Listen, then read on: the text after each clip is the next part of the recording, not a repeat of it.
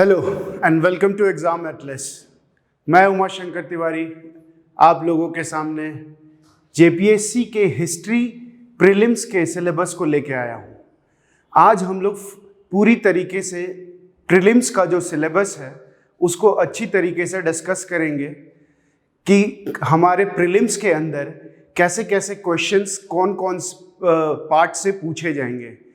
ऐसे जैसा कि जेपीएससी ने डिफाइन तो किया है कि पीटी में हिस्ट्री के सिलेबस से क्या क्या आएगा और कितने मार्क्स का वो क्वेश्चंस रहेंगे, लेकिन वो सिर्फ और सिर्फ उसको 3 पार्ट में डिवाइड किए हैं हिस्ट्री को, खासकर प्रीलिम्स एग्जाम में, जो कि एंशिएंट, मिडिवल और मॉडर्न है। और उन तीनों को 5-5 क्वेश्चंस तीनों से आएंगे। बट एंशिएंट में हमें क्या पढ़ना है, मिडिवल में हमें क्या पढ़ना है और मॉडर्न में हमें क्या पढ़ना है, ये सारा चीज पीटी में क्या क्या पढ़ना है, वो सारा कुछ आज हम लोग डिस्कस करेंगे कि एंशिएंट के सिलेबस के अंदर क्या क्या आएगा, मिडिवल के सिलेबस के अंदर क्या क्या आएगा और हमारा जो मॉडर्न है उसके सिलेबस के अंदर क्या क्या आएगा। ठीक है, शुरू करने से पहले मैं कुछ जानकारी आपको देना चाहता हूँ। 2 बहुत महत्वपूर्ण जानकारी जो कि आप लोगों के सामने मैं लेके आया हूँ।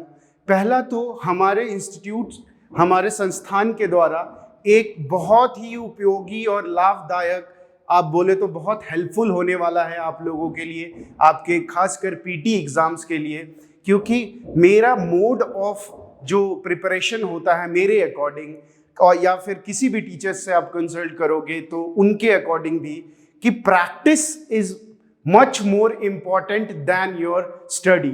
आप जितना पढ़ रहे हो उसको प्रैक्टिस के फॉर्म में लेके आना, ये सबसे ज़्यादा इम्पॉर्टेंट है। और उसी को फुलफिल करने के लिए हमारा इंस्टीट्यूट, हमारा संस्थान ने एक बहुत ही अच्छा आपके लिए प्लेटफॉर्म प्रोवाइड करा रहे हैं, जो कि हमारा टेस्ट सीरीज पीटी के लिए, और बहुत ही न्यूनतम शुल्क, बहुत ही मिनिमम कॉस्ट में आपको ये दिया जा रहा है। इस टेस्ट सीरीज की बहुत सारी खासियत है। ये एक नॉर्मल टेस्ट सीरीज नहीं होने वाला है, ये टेस्ट सीरीज बहुत आपको लाभदायक सिद्ध होने वाला है, बहुत हेल्पफुल होने वाला है आपके पीटी एग्जाम्स के लिए।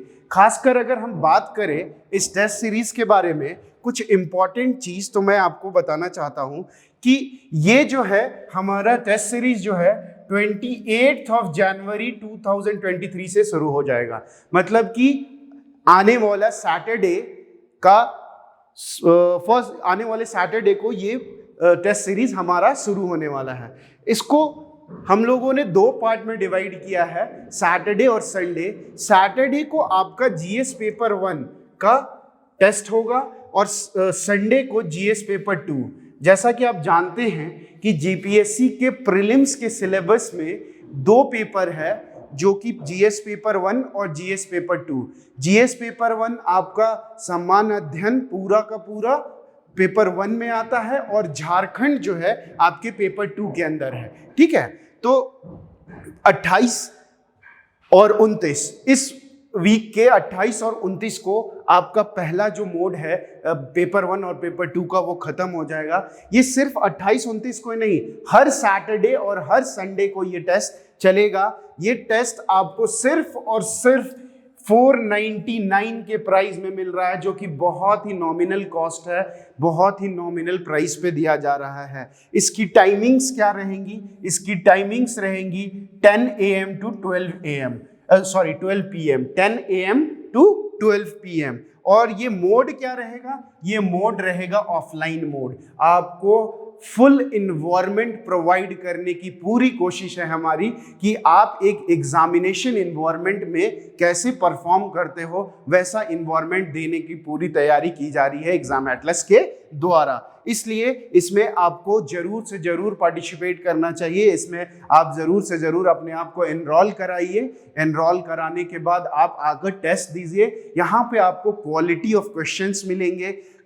मोस्ट इंपॉर्टेंटली क्वेश्चंस, टेस्ट, सब कुछ होता है, सब कुछ सबको कराते हैं, बट जो बहुत इंपॉर्टेंट चीज है ना, हर एक क्वेश्चन का एनालिसिस, जो कि हम लोग हम टीचर्स करने वाले हैं आपके लिए मंडे टू फ्राइडे। मींस कि अगर आपका संडे को टेस्ट खत्म हुआ तो मंडे से लेके फ्राइडे तक में ये दोनों पेपर का एनालिसिस आपको यूट्यूब पे मिलेगा। आपको पर हर क्वेश्चन का प्रॉपर एनालिसिस करके दिया जाएगा यूट्यूब के ऊपर। तो ये बहुत बड़ी चीज है, इस तरीके का टेस्ट कोई नहीं देता है और ये बहुत नॉमिनल प्राइस में आपको दी जा रही है। आपको जरूर ये टेस्ट लेना चाहिए, इस टेस्ट सीरीज और इस संस्थान से जुड़िए, आपको बहुत फायदा होगा।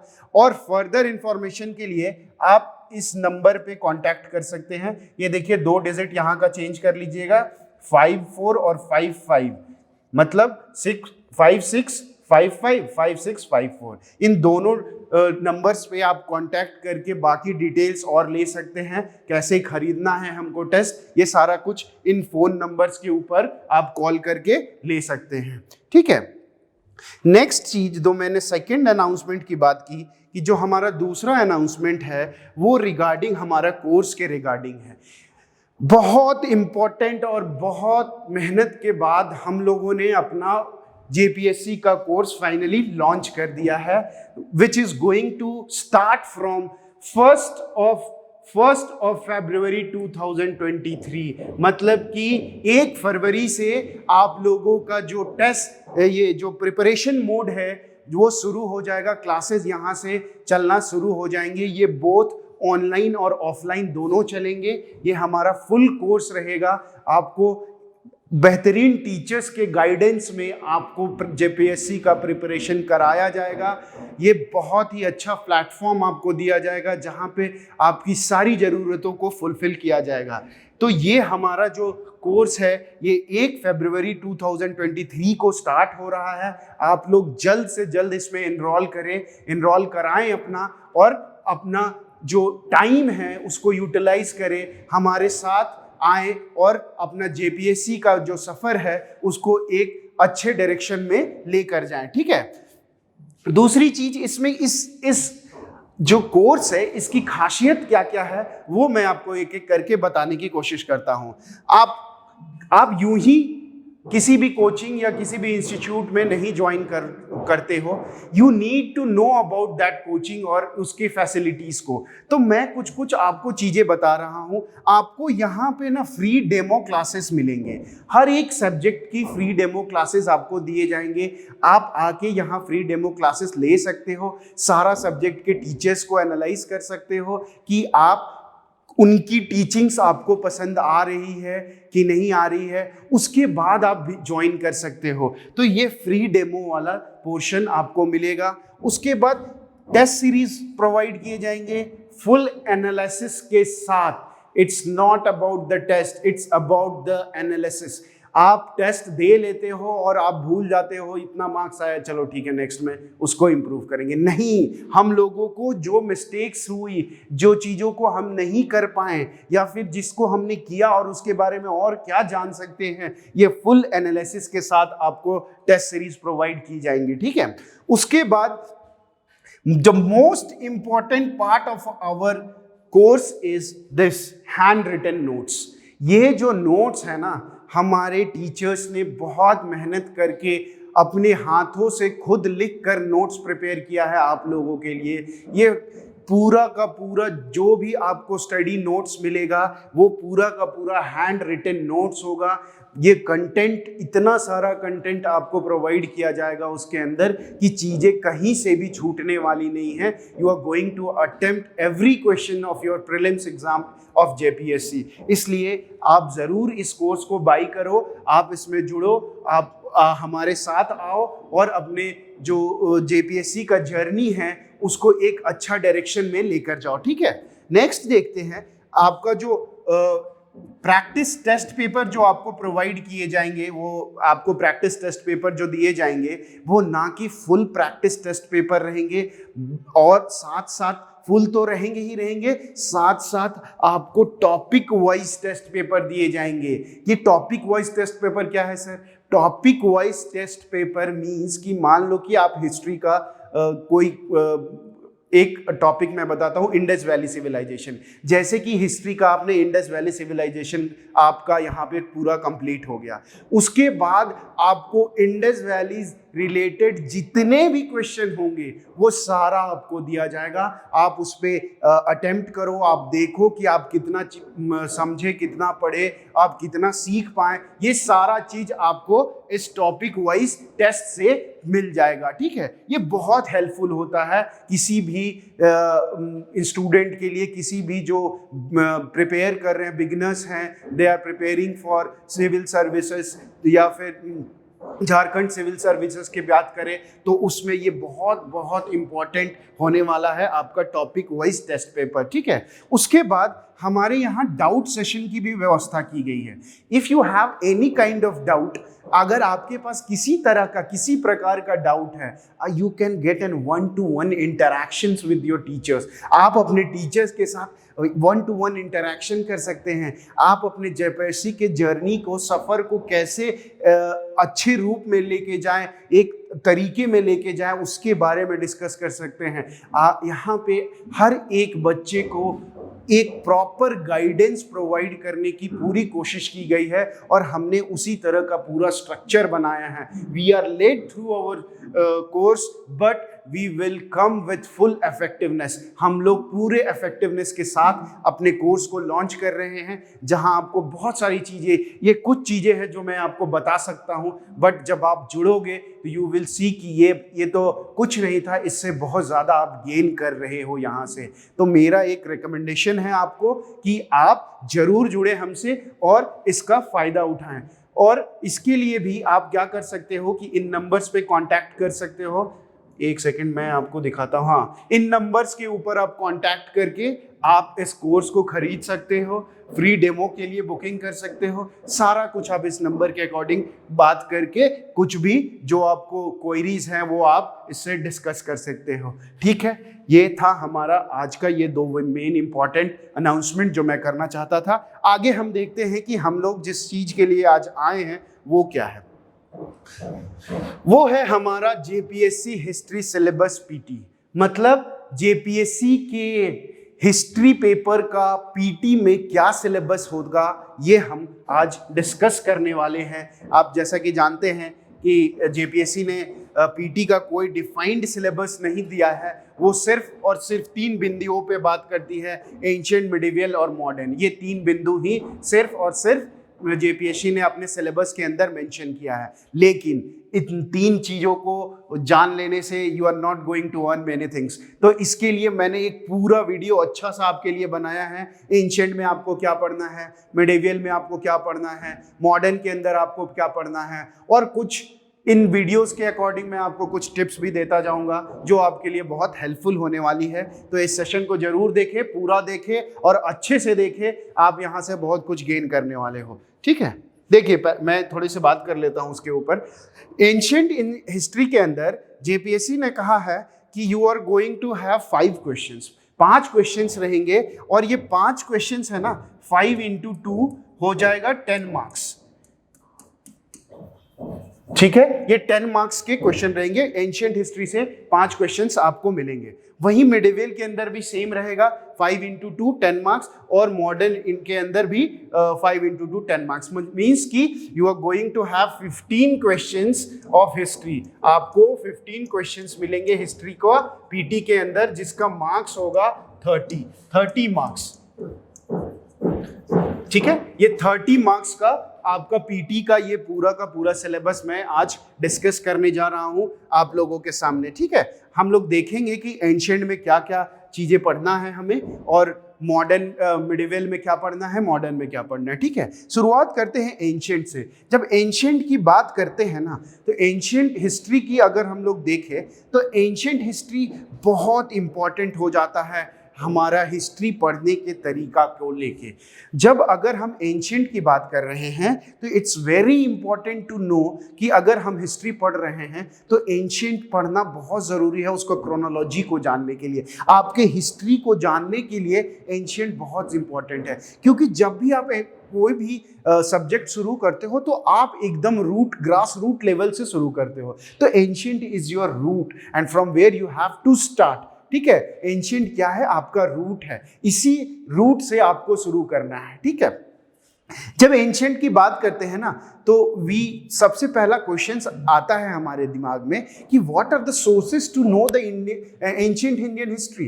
एंशियंट इंडियन हिस्ट्री को जानने के लिए हमारे पास क्या क्या तथ्य हैं, क्या क्या सोर्सेज हैं। तो ये सोर्सेस को जानना पड़ेगा, सोर्सेस के बारे में हम पढ़ेंगे। उसके बाद सोर्सेस के बाद हम देखेंगे जो पहला टॉपिक हमारा जो हम लोगों को पढ़ना है वो है हमारा प्री हिस्टोरिक टाइम। ये प्री हिस्टोरिक टाइम के बारे में हम लोग को पढ़ना है। ये प्री हिस्टोरिक टाइम क्या था? प्री हिस्टोरिक टाइम के बाद जो सोर्सेस थे हमारे हिस्ट्री के, जो हम कहाँ से हमारा हिस्ट्री का हम लोगों को एक ट्रैक मिला कि कैसे हम आइडेंटिफाई कर पाएँ कि हमारा हिस्ट्री यहाँ से शुरू हुआ।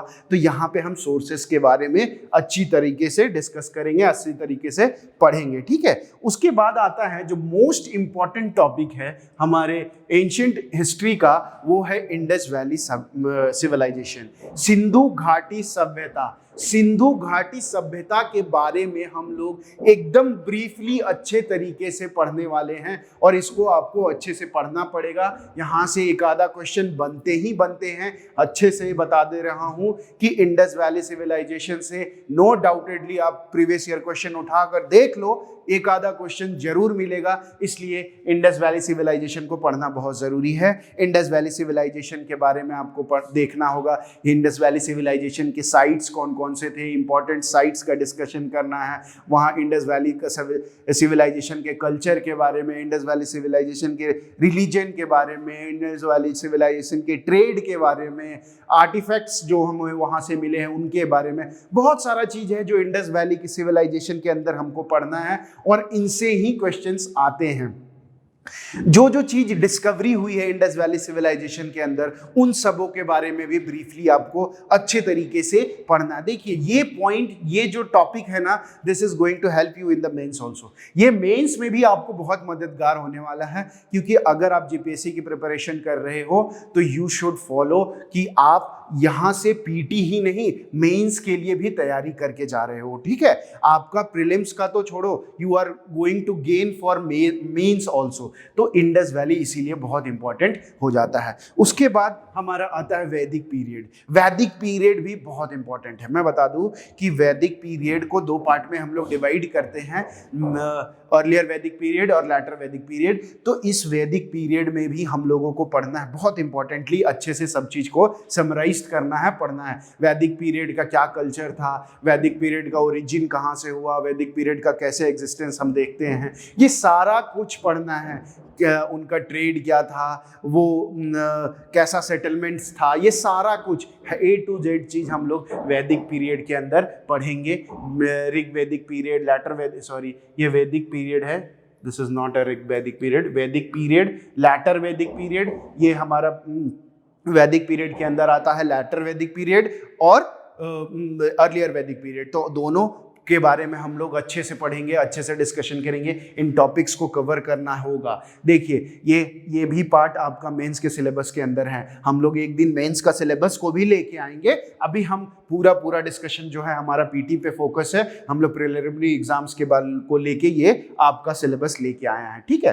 तो ये दो जो चीज है ना, ये आपका मेंस के अंदर भी है। फिर उसके बाद आता है जैनिज्म, बुद्धिज्म, ये भी बहुत इंपॉर्टेंट है प्रीलिम्स के पॉइंट ऑफ व्यू से। आपने देखा होगा, आपने बहुत सारे एग्जाम्स भी दिए होंगे, तो यू माइट हैव फाउंड कि इन दो टॉपिक से क्वेश्चंस बनते हैं और क्वेश्चंस पूछे जाते हैं, खासकर प्रिलिमिनरी एग्जाम्स में, पीटी एग्जाम्स में ये क्वेश्चन लेके आता है हमारा जैनिज्म और बुद्धिज्म। तो इसको भी आपको थॉरो पढ़ना होगा कि Jainism what were the principles of Jainism, Buddhism का क्या प्रिंसिपल्स था, गौतम बुद्ध के बारे में पढ़ना, महावीर के बारे में पढ़ना, उसके बाद फिर पारस्वनाथ के बारे में पढ़ना। तो ये सारा जैनिज्म और बुद्धिज्म को आपको पूरा कवर करना पड़ेगा। क्यों इसका एग्जिस्टेंस, ये मतलब why did the Jainism and Buddhism started in India after वैदिक पीरियड। तो ये इनके कॉजेज, ये इनके फिर क्या क्या रीज़न रहे इनके स्टार्ट होने के, फिर डिक्लाइन के बारे में पढ़ना होगा आपको। बुद्धिज्म के अंदर जो काउंसिल्स है, जो बुद्धिज्म का काउंसिल्स हुआ, उनके बारे में पढ़ना होगा। तो ये सारा सारा पोर्शन बहुत इंपॉर्टेंट है, यहाँ से पीटी के अंदर क्वेश्चंस बनते ही बनते हैं। And you should all know कि ये 2 टॉपिक बहुत बड़ा नहीं है, बहुत एक्सटेंसिव नहीं है, लेकिन you have to go through this 2 topics, ठीक है। नेक्स्ट जो इम्पॉर्टेंट है इस पॉइंट ऑफ व्यू से कि इसका सिलेबस, ये आपको मेंस के भी सिलेबस में मिलता है, हमारा महाजनपदास। ये महाजनपदास पीरियड जो है ना, ये महाजनपदास कौन थे?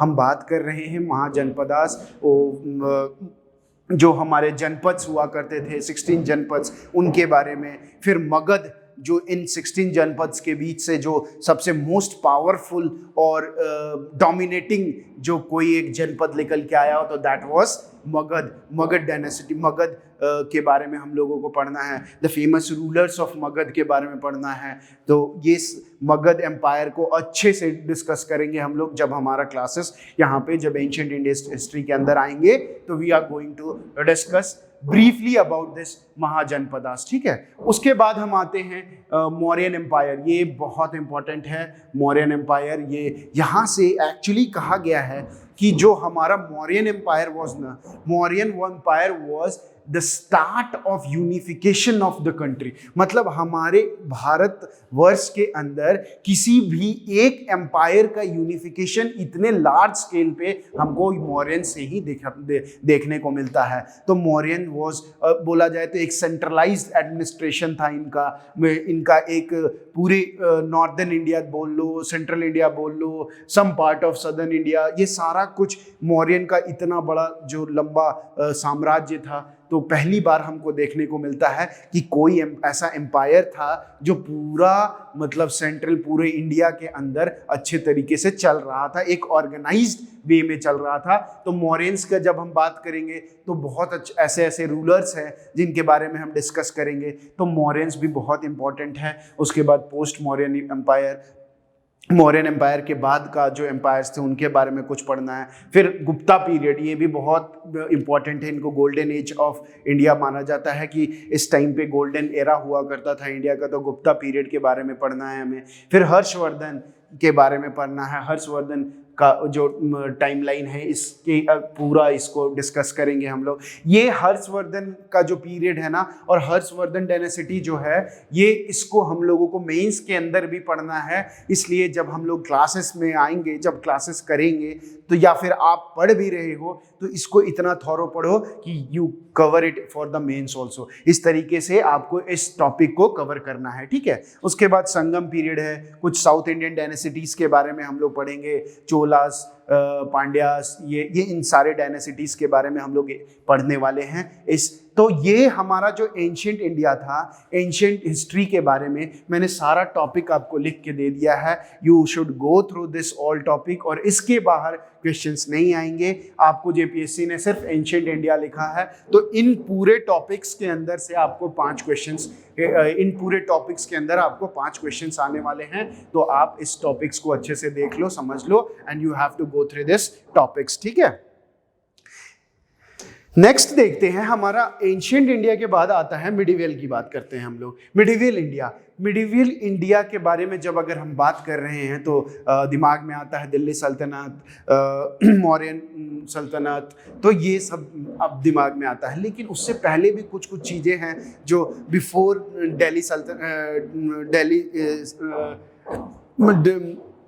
दिल्ली सल्तनत के पहले भी कुछ चीज़ें चल रही थी, उनके बारे में भी हम लोग पढ़ेंगे। जैसे हमारा मेजर डायनेसिटीज बिटवीन, हमारा कब से कब तक, बिटवीन 750 टू 1200 जो टाइमलाइन है हमारा, दिल्ली सल्तनत अराउंड 1200 के आसपास शुरू होता है। तो उसके पहले का क्या क्या चीज़ें हो रही थी, उन सब चीज़ों के बारे में हम लोग डिस्कस करेंगे, उन सब चीज़ों के बारे में जानेंगे।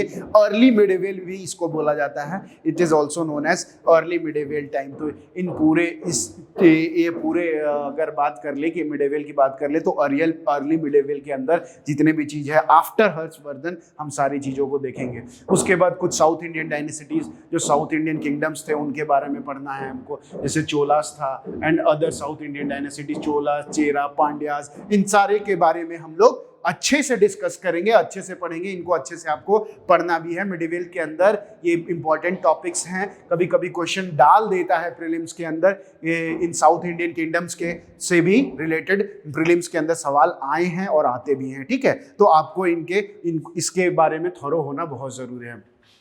फिर उसके बाद अर्ली मुस्लिम इन्वेजन्स, जो हमारे अर्ली मुस्लिम इन्वेजन्स हुए इंडिया के अंदर, जो टर्क्स आए, अफगान्स आए, इनके बारे में भी हम लोगों को पढ़ना है। जो टर्किश रूल थी, अफगानियन रूल थे, रूलर्स जो आए इंडिया के अंदर, जो इनका इन्वेजन हुआ, इनके बारे में भी हम लोग एक एक करके देखेंगे, पढ़ेंगे, सारा कुछ हम लोगों को देखना है। अर्ली मुस्लिम इन्वेजन के अंदर हम लोग देखेंगे मोहम्मद गाजी और गोरी, मोहम्मद गाजी और मोहम्मद गोरी, इन दोनों बहुत इंपॉर्टेंट हैं, इन दोनों से क्वेश्चंस पूछा जाता है, ठीक है।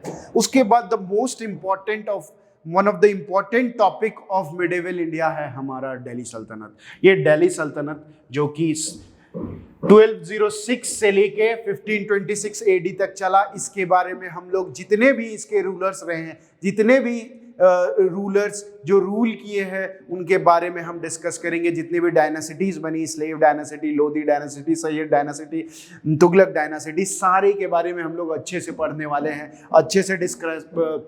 जितने भी डायनासिटीज़ के रूलर हुए उनके बारे में पढ़ना है, इनका एडमिनिस्ट्रेशन कैसा था, इनका कल्चर कैसा था, इनका ट्रेड कैसा था, ये सारा कुछ हम एक एक करके इनके बारे में पढ़ेंगे और जानेंगे, ठीक है। आगे देखते हैं, नेक्स्ट हमारा है struggle of empire in north India, Afghan, Rajput. ये सब बहुत इंपॉर्टेंट है। इसी टाइम लाइन पे ना, ये जो दिल्ली सल्तनत के टाइम लाइन पे ही हमारे नॉर्दर्न इंडिया में ना बहुत स्ट्रगल चल रहा था, इंपॉर्टेंटली बिटवीन राजपूत्स हो गए, अफगान्स हो गए, मुगल्स का इन्वेजन शुरू हो गया था आफ्टर दिस। मतलब हम अगर बात करें तो 15th सेंचुरी के जो अर्लियर 15th सेंचुरी है उसके आसपास में ही इन जो हमारे मुगल्स थे और उसके बाद जो अफगान्स थे, इनका आना होना शुरू हो गया था इंडिया के अंदर। और उनका क्लैश किसके साथ चल रहा था? तो राजपूत किंग्स के द्वारा, राजपूत किंग्स के साथ इनका क्लैश चल रहा था। तो इनके बारे में हम लोग सब कुछ पढ़ेंगे, इब्राहिम लोदी के बारे में जानेंगे। तो how did Mughal established in India, उसके बारे में अच्छे से पढ़ेंगे। तो इब्राहिम लोदी का बहुत इंपॉर्टेंट हो जाता है फिर, क्योंकि we are talking about Babur. अगर बाबर की बात कर रहे हैं तो establishment of Mughals in India was totally related to Ibrahim Lodi, क्योंकि the first, if you remember, अगर आप याद करते हो कि जो फर्स्ट बैटल ऑफ पानीपत की बात करें 1526 में इब्राहिम लोदी और बाबर के बीच हुआ था, वहीं से हमारा मुगल डायनेसिटीज़ का शुरू हुआ था। तो ये सारा कुछ डिस्कस करेंगे हम लोग, अच्छे से चीज़ों को पढ़ेंगे, देखेंगे। ये जितनी भी टॉपिक्स मैंने बताई है ना, ये बहुत इंपॉर्टेंट है प्रीलिम्स के पॉइंट ऑफ व्यू से। हर एक टॉपिक को आपको थॉरो होना बहुत ज़रूरी है, ठीक है। तो नेक्स्ट जो टॉपिक है हमारा मुगल्स, तो मुगल्स के बारे में हमने डिस्कस कर लिया। मुगल्स बहुत इंपॉर्टेंट है। मुगल्स हर एक पॉइंट पे आपको बहुत सारे क्वेश्चंस बनते हैं मुगल से, तो यू शुड रिमेंबर कि आप मुगल्स को एकदम थॉरो पढ़ो, उनका ओरिजिन, कहाँ से वो आए, कौन कौन से राजा थे, इंपॉर्टेंट किंग्स जैसे बाबर हो गए, अकबर हो गए, औरंगजेब हो गए, शाहजहां हो गए, फिर जहांगीर होंगे, इन सबको हम लोग थॉरो पढ़ेंगे। मुगल एडमिनिस्ट्रेशन को थॉरो पढ़ेंगे। मुगल्स की जो जितने भी सिस्टम्स चल रही थी उनके बारे में हम लोग थॉरो पढ़ेंगे। आर्ट एंड कल्चर के बारे में थॉरो पढ़ेंगे। तो जितने भी मॉन्यूमेंट्स का क्रिएशन हुआ इनके बारे में अच्छे से पढ़ेंगे। तो मुगल्स एक बहुत बड़ा टॉपिक है, इसको अच्छे से हम लोग डिस्कस करेंगे। And if you are preparing for GPSC you should also be thorough with this Mughal, ठीक है। नेक्स्ट देखते हैं India in the first half of the 17th century. अब हम बात कर रहे हैं कि India in the first half of 17th century, मतलब कि हम लोग बात कर रहे हैं 1600 के आसपास की, जो 1600 10-15 के आसपास की बात कर रहे हैं कि advent of European were seen in India, मतलब कि यूरोपियंस इंडिया के अंदर आने लगे थे, यूरोपियंस इंडिया के अंदर फ्लॉरिश होने लगे थे। जैसा कि हम जानते हैं पोर्टुगीज़ आए, फ्रेंच आए, डच आए, इंग्लिश आए, तो ये सारा इनका आगमन शुरू हो गया था। तो इस टाइम पे हम इन सारे चीज़ों को अच्छे से पढ़ने वाले हैं, देखने वाले हैं, ठीक है। एडवेंट ऑफ यूरोप के बाद आगे का जो पोर्शन है वो हमारा है India in the first half of the 17th century. हमने समझ लिया कि 17th सेंचुरी के फर्स्ट हाफ में क्या क्या हो रही थी, उसमें क्या क्या चल रहा था, ये सारा कुछ देखेंगे। फिर उसके बाद regional states in medieval period, Vijayanagar empire के बारे में पढ़ेंगे। जो छोटे छोटे रीजनल स्टेट्स थे जो उनके बारे में हम लोग मिडिवियल एम्पायर के टाइम पे उनके बारे में देखें। विजयनगर एम्पायर हुआ करता था, मराठास हुआ करते थे। उसके फिर आप अगर नॉर्थ में देखो तो सिंध प्रोविंस के अंदर देखो तो उस 6 हुआ करते थे। मैसूर के अंदर देखो तो अगर आप सदर्न टाइप में चल जाओ तो आपको दिखेंगे बहुत सारी डायनासिटीज़, छोटी छोटी डायनासिटीज़ थी, उनके बारे में हम लोगों को अच्छे से पढ़ना है। उसके बाद रीजनल स्टेट इन वो हो चुका है northern India in first half of the 18th century. फिर नॉर्थ इंडिया की अगर बात करते हैं तो जो first half of 18th century था ना, उस टाइम में नॉर्दर्न इंडिया में क्या डेवलपमेंट हो रहे थे वो सारा कुछ हम लोग देखेंगे और समझेंगे, अच्छे से पढ़ेंगे इन सब चीज़ों को। तो ये सिलेबस को आपको अच्छे से थॉरो रखना है, इन सारे टॉपिक्स को अच्छे से पढ़ना है, इन सारे टॉपिक्स को के बारे में आपको अच्छे से जानकारी लेनी है। You have to go through the topics very very thorough, मतलब कि इतना हो जाए कि किसी भी तरह का क्वेश्चन आ जाए you are not going to leave it, okay, you are going to solve it, आपको उसका आंसर पता हो, ठीक है। तो ये सारा टॉपिक्स हमने देख लिया मिडिवियल तक। अब हम आते हैं, बात करते हैं मॉडर्न की। मॉडर्न की जैसे ही बात करते हैं तो हमारे दिमाग में कौन आते हैं? मॉडर्न की अगर बात करते हैं तो हमारे दिमाग में कौन आते हैं? Britishers. We are talking about Britishers. Britishers हमारे दिमाग में आएंगे तो देखो advent of Europeans in India, Europe के से जो एडवेंट शुरू हो गया था इंडिया के अंदर, यूरोपियंस का आगमन शुरू हो चुका था, यूरोपियंस इंडिया के अंदर आने लगे थे, ठीक है। तो ये पहला टॉपिक होगा हमारा कि advent of Europeans in India. तो ये यूरोपियंस में क्या, फ्रेंच आए थे, डच आए थे, पोर्टुगीज आए थे। पोर्टुगीज व फर्स्ट, पोर्टुगीज जो थे वो फर्स्ट थे जो कि इंडिया के अंदर आए थे 1498 में। वास्को डी गामा कालीकट के अंदर जो लैंड किए थे, वो सारा कुछ हम लोगों को पढ़ना है, ठीक है।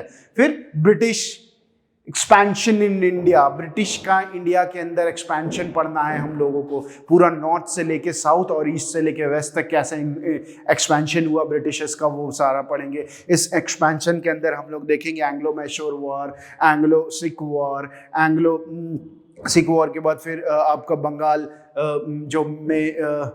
जो उनका एंग्लो बंगाल वॉर, ये सारा कुछ हम लोग पढ़ने वाले हैं।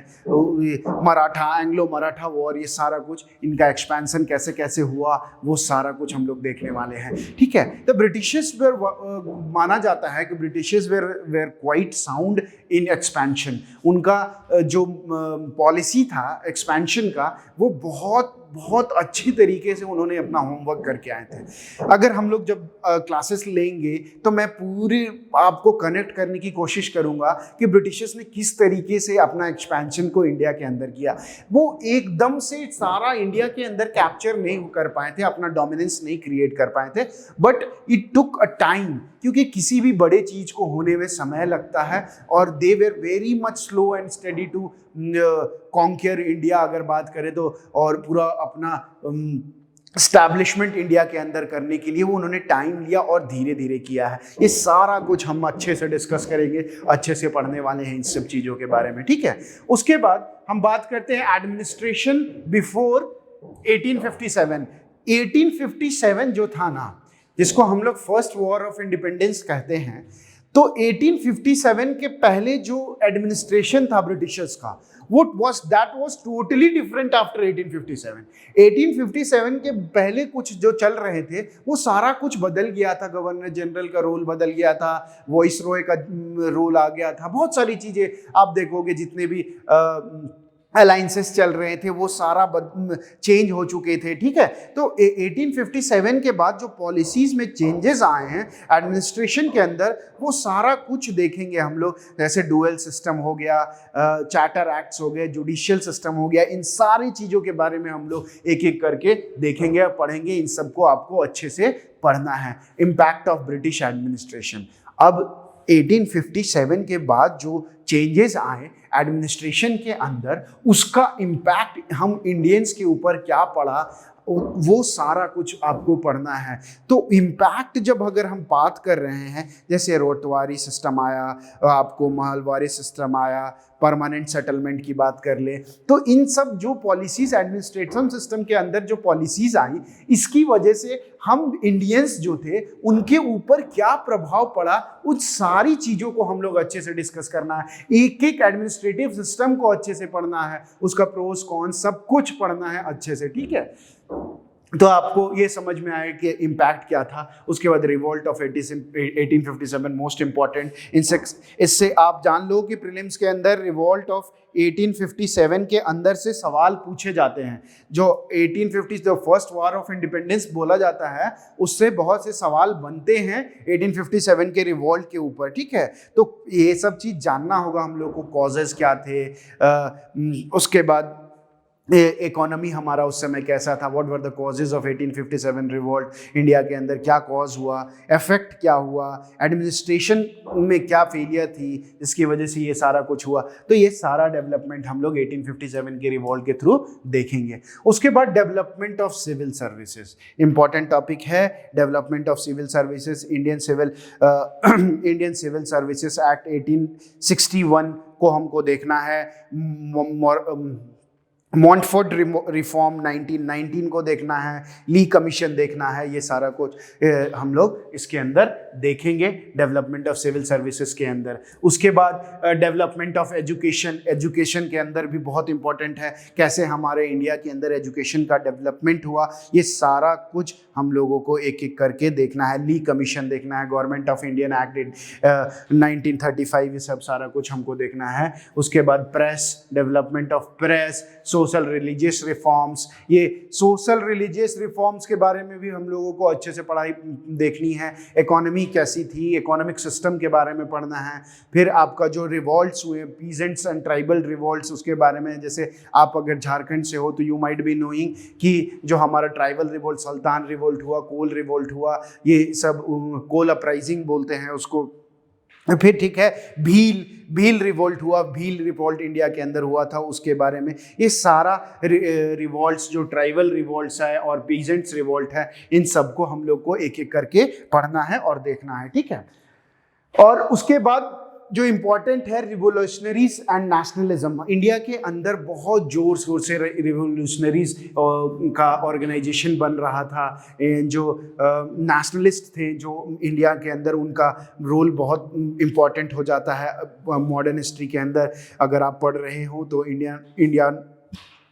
इंडिया आफ्टर 1857 अगर आप पढ़ रहे हो तो आपको ये जो रिवोल्यूशनरीज हैं, नेशनलिस्ट हैं, उनके बारे में आपको पढ़ना बहुत इंपॉर्टेंट है। इनका रोल क्या था इंडिया इंडिपेंडेंस के अंदर, ये सारी चीज़ों को आपको अच्छे से मेमोराइज करना है, पढ़ना है, देखना है, समझना है, ठीक है।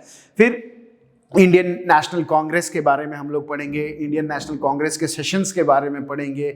ये what were the effects of Indian National Congress का क्या इफेक्ट रहा, क्या वो व्हाट वेयर द किस तरह के who were the presidents of this sessions, वो सारा कुछ हम लोग देखने वाले हैं। फिर Indian national movements, important, most important, जैसे भी बोल लो आप, इसको डबल टिक में देख लो, तो ये बहुत इंपॉर्टेंट है आपके प्रीलिम्स एग्जाम के पॉइंट ऑफ व्यू से। इंडियन नेशनल मूवमेंट से क्वेश्चंस बनते हैं। यू माइट नो कि इंडियन नेशनल मूवमेंट को आपको अच्छे से पढ़ना है, ठीक है। ये बहुत इंपॉर्टेंट टॉपिक है इंडियन नेशनल मूवमेंट, ठीक है। उसके बाद governor generals during British India, जो गवर्नर जनरल्स थे ब्रिटिश इंडिया के टाइम में, उनके बारे में आपको पढ़ना। जितने भी गवर्नर जनरल हुए, वाइस रॉयज हुए, ये सारा कुछ आपको पढ़ना है, ठीक है। और उसके बाद जो मोस्ट इम्पॉर्टेंट है कि constitutional development in India, India के अंदर जो कॉन्स्टिट्यूशनल डेवलपमेंट हुआ उसके बारे में पढ़ना बहुत जरूरी है। What were the sources of constitutional development in India, India के अंदर अगर कॉन्स्टिट्यूशनल डेवलपमेंट हुआ तो उनके सोर्सेज क्या क्या थे। Regulating act 1773, Pitt's India act 1784, उसके बाद चार्टर एक्ट 1793, 1813, 1833, ये सारा कुछ हमको पढ़ना है। फिर गवर्नमेंट ऑफ इंडिया एक्ट 1958 और इंडियन काउंसिल एक्ट 1861 और इंडियन, ये सारा जितने भी एक्ट्स हैं ना, ये जितने भी आपको चार्टर एक्ट से लेके, पिट्स एक्ट से लेके, इंडियन काउंसिल एक्ट से लेके सब कुछ आपको अच्छे से पढ़ना है, ताकि आपको पता चले कि how was the formation of our constitution done, हमारा कॉन्स्टिट्यूशन का जो फॉर्मेशन हुआ वो किस माध्यम से हुआ, और what were the sources and what made it formulate. ठीक है, ये सारा चीज को आपको अच्छे से पढ़ना है और जानना है। तो मैंने एक ब्रीफ डिस्क्रिप्शन दिया आपको आपके प्रीलिम्स के हिस्ट्री पेपर का, जो प्रीलिम्स में क्वेश्चंस पूछे जाएंगे, जो प्रीलिम्स में किस टॉपिक से कैसा क्वेश्चंस पूछे जाएंगे, मैंने एक पूरा अच्छे तरीके से आपको हिस्ट्री का एक सिलेबस को आपको दे दिया है। आपको इसी के थ्रू आपका प्रिपरेशन को करना है, इन सारे टॉपिक्स को आपको पढ़ने हैं, और आप इन सारे टॉपिक्स को अच्छे से पढ़ लोगे तो आप अच्छे से प्रीलिम्स को क्वालिफाई कर लोगे। बहुत इंपॉर्टेंट है हमारा हिस्ट्री। 30 मार्क्स आप यहाँ से गेन कर सकते हो अगर आप अच्छे से अपना प्रिपरेशन करते हो प्रीलिम्स के लिए। और जो इम्पॉर्टेंट चीज़ हमने बताई आपको, ये चीज़ हमने सब कुछ आपको डिस्कस कर दिया, हमारे कोर्सेज़ के बारे में, हमारा जो टेस्ट सीरीज़ है उसके बारे में। तो आप जल्द से जल्द इसको ज्वाइन करें, इन कोर्सेज को और टेस्ट सीरीज को, and from here you are going to gain many things. मैं एकदम मार्क दिस माय वर्ड्स, आप यहाँ से बहुत कुछ गेन करने वाले हो। So please just join this and make your path to JPSC more easier. आपका जो जेपीएससी के लिए जो सफ़र है वो आसान बनाइए। ठीक है, आज के लिए बस इतना ही। धन्यवाद।